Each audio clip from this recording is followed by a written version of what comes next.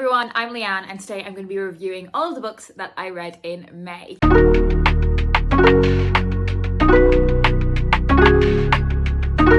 So I read 14 books in May. Half of those were books that I read from work, and I also read some manuscripts for work that I can't yet talk about here. As always, I'm going to talk about the workbooks that I can talk about at the end, and I'm going to start with the adult fiction. So in May, I read This Love by Lottie Jeffs, and I enjoyed this book so much. I think my reading experience of it suffered slightly because just the time in the month that I ended up picking this one up, it meant that I read it really slowly. It took me quite a long time to read it, and that's not because of the book. It's just the circumstances and the time I had available to read while this was the one that I was focused on. So I did find myself slightly sluggish towards the end of reading this. Like, I felt like I'd been reading it for a really long time because I had. I feel like in different circumstances, this is one that I would have flown through really quickly.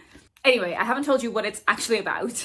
So we are following the friendship between May and Ari, who meet while they are at Leeds University. And immediately they strike up this kind of bond that develops into quite an intimate and intense friendship. And over the course of the novel, we follow them through that relationship as it develops, as they grow up, they grow apart, they come back together. Throughout all of that time, they do have this very intimate and intense connection with one another. They are both queer, so May is a lesbian and Ari is attracted to people of many different genders. And we also follow how their friendship is impacted as they have romantic and sexual relationships with other people. Their relationship with one another is also impacted by their own family situations, which come with unique complications to each of them. And a lot of this book is largely about the idea of the family and moving away from the idea of a nuclear structure for family, and how family can particularly look different in queer families where there are maybe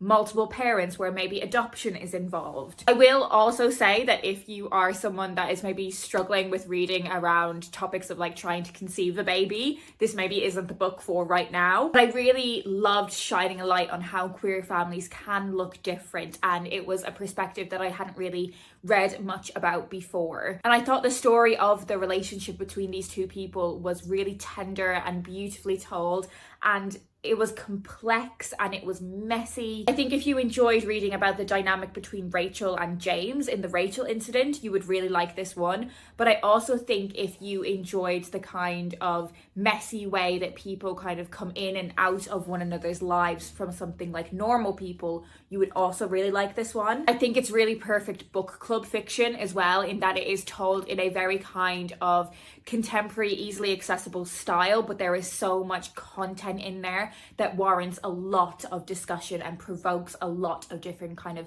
ways of thinking about things. And it has such kind of complex moral situations and complex like relationship dynamics. So I definitely really liked this one. I also really enjoyed Doublebooked by Lily Linden. So I wasn't sure of what my expectations would be like going into this book, because I think the subject matter sounded like a little bit silly to me. So this is about Georgiana, who has quite a structured life, a strict routine. She has this like calendar that she shares with her boyfriend that is always incredibly detailed and up to date. But then one night she ends up having a bit of a wild adventure. One thing kind of snowballs into another, and she actually ends up auditioning to be part of a lesbian pop group. This kind of reignites a lot of passion for her. Firstly, her passion for music. She is a piano teacher, but becoming part of this group has really kind of reinvigorated her creativity. But also she has so many realizations about her own sexuality and begins to realize that she is not straight. She realizes that she is probably bisexual, and she kind of starts to lead this double life between her being part of this music group and her home life with her boyfriend. She basically kind of ends up pretending to be two different people and living this double life. I think why my expectations were kind of muted going into this was because I thought that charade would maybe last the entire book.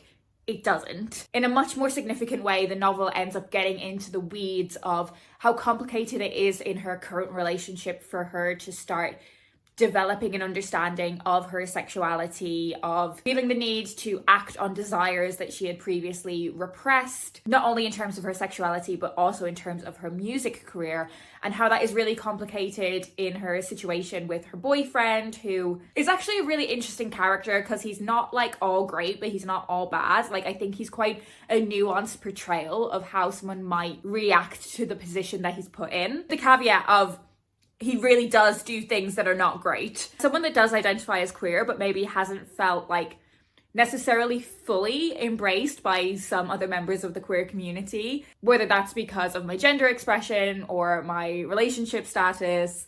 A lot of what was covered in this book in that regard felt really like validating for me. And I'm definitely up for more novels that cover like coming out not as a teenager. I read a lot of young adult books anyway. I do enjoy them. It is part of my professional life, reading young adult books, and I do gravitate towards a lot of queer stories. I think largely because it's wonderful to see that those stories exist and they are more mainstream than they were when I was growing up. And whilst I definitely do still enjoy reading those books and definitely still enjoy reading young adult books more generally, I do find myself now gravitating slightly away from them now that I'm approaching 30, and I'm way more interested in books like both of these, you know, Doublebooked and This Love, that show that your sexuality can be an evolving thing even into your adulthood. From those two to a male-female romance, this is Set on You by Amy Lee. So I enjoyed this one. I would kind of put my reading experience of this in the same sort of category in how I've got on with Tessa Bailey books. And what I mean by that is like, I really enjoyed them, but I'm not left with, you know, many thoughts afterwards, which is a-okay. Our main female character in this one is Crystal, who is a gym influencer, particularly kind of focused on curvy bodies. And following a breakup, she really found herself a home in the gym, and it brought a real sense of joy and focus to her life. And I think that's something that a lot of people who go through breakups can relate to. And it is at the gym that she meets a firefighter called Scott, and they initially have this kind of confrontational dynamic between the two of them. A set of circumstances that I won't spoil mean that their lives become more connected than they initially expected, and they can no longer deny this chemistry and spark between the two of them. What follows on is, of course, a steamy romance, but also a particular focus on kind of romance in the public eye when you are a public figure, and particularly what it is like in that kind of gym influencer culture, not only as a woman, but as a curvy woman, as being mixed race Asian. I think it was a really solid romance read, and I would read more from this author. I also read a short story collection. I read Kink, which has various contributors, and it was edited by R.O. Kwan and Garth Greenwell. To be completely honest, I just didn't really enjoy this one. I think short story collections aren't necessarily my favourite thing anyway, but I think with it being an anthology with multiple contributors didn't help. When I have read short story collections recently that I've enjoyed, they've all been by the same person, so you can kind of really get used to their writing style and the kind of things that they're interested in exploring. And I think exploring this kind of topic of kink, but through lots of different writers, just wasn't for me. It is pretty much what it says on the tin in terms of content. They all explore this kind of idea of kink in various forms. So touching on like sexual kinks, longing, BDSM, all those kinds of things. And to be honest, I just found myself thinking that people that believe that their sex lives are really, really interesting are normally really, really boring. And I just didn't find myself connecting with anyone in this book. I found myself slightly bored by reading about a similar kind of topic over and over again, even though authors came at it from different perspectives and the different kind of influences they brought to them and the way their lives were impacted by this idea of kink. Sadly, I just found myself a little bit bored overall. I also read a couple of poetry books in the month as well. So I read A Working Girl Can't Win by Deborah Garrison. I thought this was a lot of fun, and it is very much up my street in terms of the style of poetry it is. So it does use kind of sound effect and rhyme quite a lot. It has quite a cheeky and I think zestful use of language. Like, it's very kind of playful in how the poet uses language. And I also think just thematically it was something that I connected to. All of these poems poems were kind of about the trials and tribulations of being in a city during your 20s. In this collection, it's specifically referencing New York City. And I think after having been to New York for the first time last year, I feel so much more connection with books that I read where New York is a feature. I feel like New York in many ways acts as a character in fiction of itself. There are moments in this collection that are very wise. There are moments that are funny. It can be quite snarky in tone as well, which I really enjoyed. And they managed to combine light touch with intensity in a really wonderful way. I was really, really impressed by this and really enjoyed it. And then I also read The World is Full of Foolish Men by Jean de La Fontaine. So I picked this one up while I was in Paris because where possible, I do like to pick up a little book as a souvenir when I'm traveling. So these are kind of like fabulous tales told in verse from the 17th century. Poet is largely drawing on lots of things like the natural world and animals as a kind of allegory for like life wisdom and philosophy through a lot of kind of like seemingly a little bit silly tales. They're actually exploring like quite a lot of stuff to do with the nature of humanity. I mean, the simple way of putting it is they're like fables, and I really enjoyed it. I really enjoyed the use of rhyme. I really enjoyed the imagery. So yeah, I'm really glad that I picked this one up. Then I also read a non-fiction book. So I read A Woman's Game, The Rise, Fall and Rise Again of Women's Football by Suzanne Rack. And it is very much kind of what it says on the tin. It charts the history of women's football from its first appearance in England in the 19th century, the great success that we saw in the women's game throughout history, but then when it was banned by the Football Association, which has meant in modern times, women's football has really been on the back foot in terms of growing to the same scale of the men's game. It explores a lot of the misogyny that the women's game has faced on both a structural level, but also the individual level of players.